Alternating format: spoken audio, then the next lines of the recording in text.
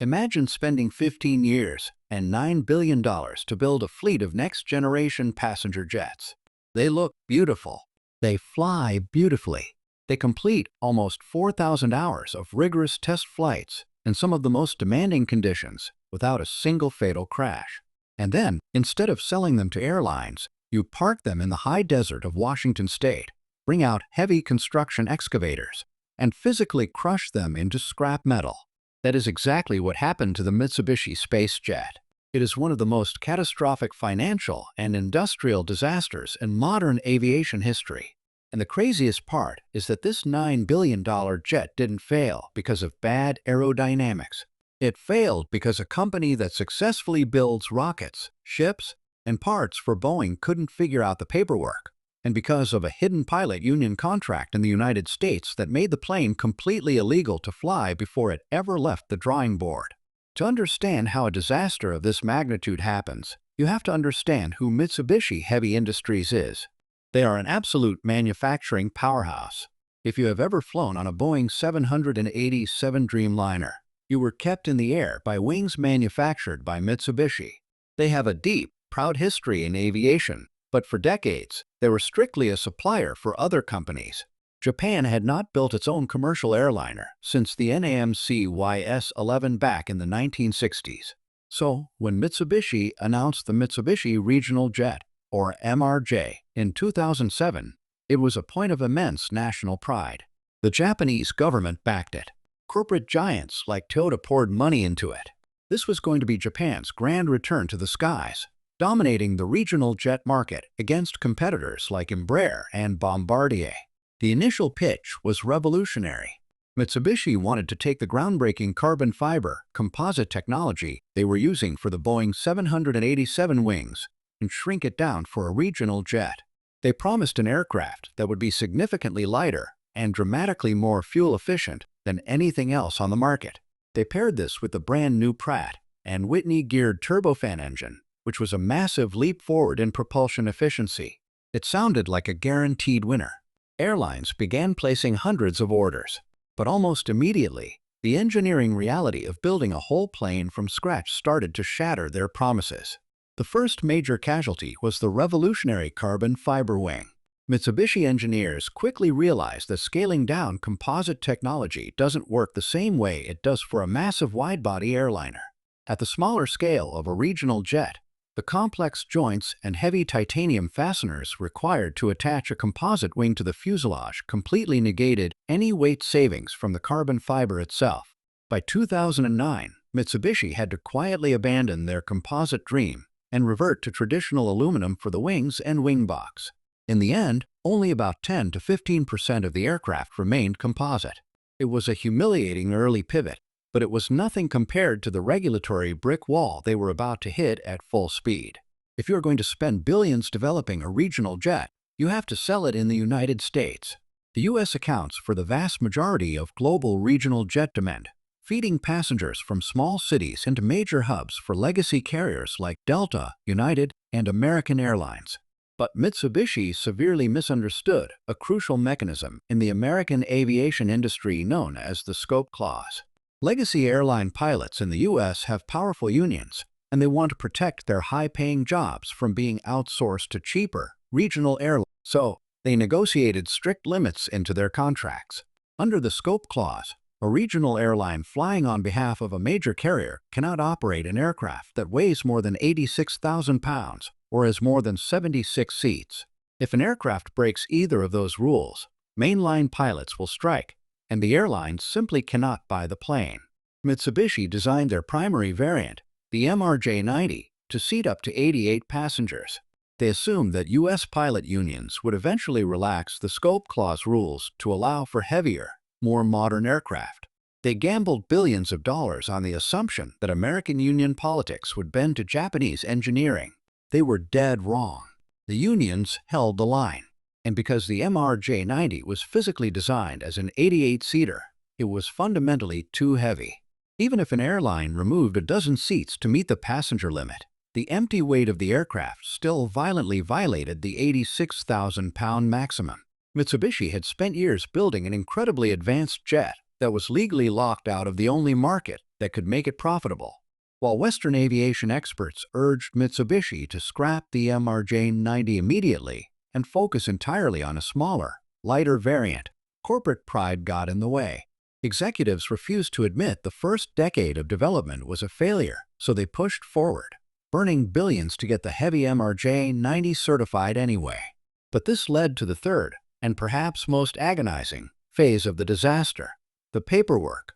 Mitsubishi knows how to build things, but building parts as a supplier is vastly different from certifying an entire aircraft from scratch with the Federal Aviation Administration. The FAA doesn't just need to see that an airplane works. They require mountains of meticulous documentation proving exactly why every single engineering decision is safe, accounting for every possible failure scenario. Mitsubishi engineers, unaccustomed to this level of bureaucratic scrutiny, simply didn't document their work to FAA standards. This oversight led to a horrifying discovery in 2017. Aviation safety is built on redundancy.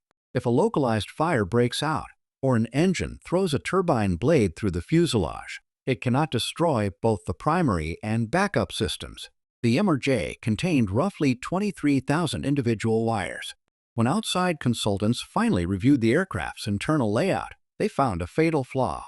Mitsubishi had routed thousands of redundant electrical and flight control wires through the exact same physical spaces in the avionics bay. A single, highly localized catastrophic event could have instantly severed all control to the aircraft. The entire program came to a grinding halt. The test fleet was grounded. Mitsubishi was forced to hire a French firm to completely tear out and re-architect the entire electrical wiring interconnection system. This wasn't just a quick fix. It required redesigning the physical interior structure of the aircraft to safely separate the wiring harnesses. It added years to the timeline and astronomical costs to the budget. And right in the middle of this chaos, in August 2017, one of their test aircraft suffered an uncommanded mid-air engine flameout off the coast of Portland, Oregon. While the plane landed safely, it highlighted the immense pressure and risk of testing a brand new airframe with brand new engine technology. By 2018, Mitsubishi was drowning. They desperately needed people who actually knew how to navigate the FAA certification maze. So they started heavily recruiting engineers from their rival, Bombardier, specifically targeting people who had successfully certified the series jet. This sparked an intense corporate war. Bombardier filed a massive lawsuit against Mitsubishi, alleging that these former employees stole deeply sensitive trade secrets, essentially taking the literal answer key to passing FAA certification. The lawsuit threatened to destroy what little momentum Mitsubishi had left. In a move that showed just how desperate the Japanese conglomerate had become, Mitsubishi solved the lawsuit by simply buying out their competition. In 2020, Mitsubishi paid $550 million to acquire Bombardier's entire CRJ regional jet program. They didn't really want the older Bombardier planes. They wanted the global support network. And more importantly, they wanted the Canadian company to drop the espionage lawsuit. It worked, but the financial bleeding was becoming unsustainable. Finally, late in 2019, Mitsubishi faced reality. They rebranded the entire program from the MRJ to the SpaceJet. They quietly sidelined the overweight M90 variant and announced they would pivot all their resources to a new, smaller variant called the M100, which was specifically designed from the ground up to legally fit perfectly inside the restrictive U.S. scope clause. It was the plane they should have built 10 years earlier.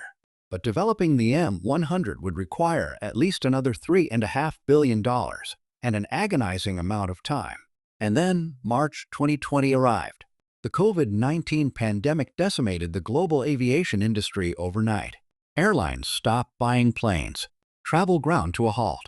Mitsubishi Heavy Industries, facing plummeting revenues across all of its massive global divisions, looked at the bleeding wound that was the SpaceJet program and finally made the hard call.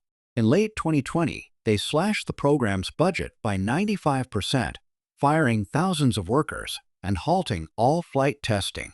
For a few years, the project sat in a coma, but in February 2023, the final nail was driven into the coffin. Mitsubishi officially announced the permanent cancellation of the SpaceJet. Over $1 trillion, effectively $9 billion, had vanished.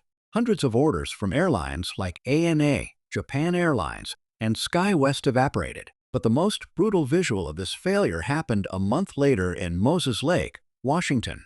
Mitsubishi had a fleet of fully functional, meticulously built test aircraft sitting on the tarmac. They had flown thousands of hours, but because they never received their final FA type certification, they were legally useless. They couldn't be sold, and they couldn't be flown commercially. Rather than pay to store them or fly them back to Japan, Mitsubishi brought in the heavy machinery. Aviation photographers stood outside the fences of the airport and watched as excavators systematically ripped apart the carbon fiber tails and crushed the aluminum fuselages of planes that had cost billions to develop. Today, out of the entire massive program, only one single intact airframe remains, sitting silently as a museum piece in Nagoya, Japan. It is the ultimate monument to the unforgiving nature of the aviation industry, a stark reminder that you can have the backing of a nation, billions in the bank, and world-class manufacturing skills. But if you don't understand the paperwork and the politics, your $9 billion dream will end up as scrap metal in the desert.